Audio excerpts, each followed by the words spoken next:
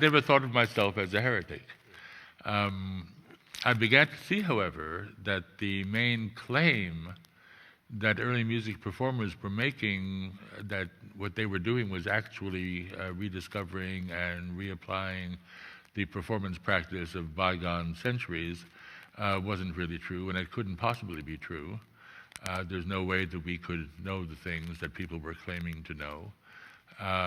But what they were actually accomplishing was something much more important, something much more valuable, I thought, than merely achieving a kind of historical verisimilitude.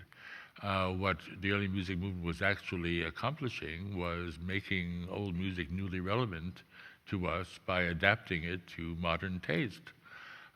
When I would hear people say that until people started playing with historical practice, I never was interested in this music, now it really speaks to me. Well, what that really is saying is now it speaks to 20th century ears, because it's being performed in, let's face it, a relevant or valid 20th century style.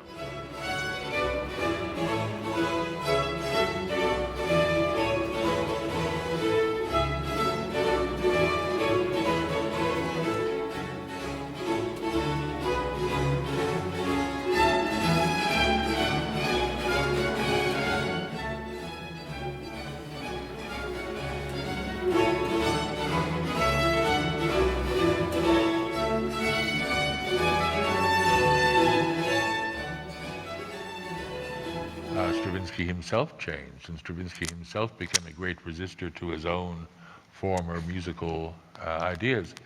But it's, I think, of importance to understand the music in terms of its contemporaneous historical and cultural context. Um, then we can do with it whatever we wish. And what we wish is to turn it into something that's far less alien, turn it into something that's far less terrifying, uh, far less threatening to us and our own humanitarian instincts. Stravinsky doesn't mean the same thing to us as the music once did.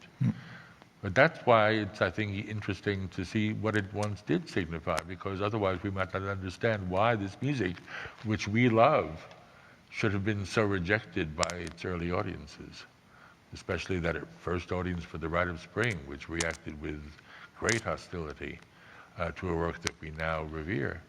So to me, that's the value of reconstituting an original context.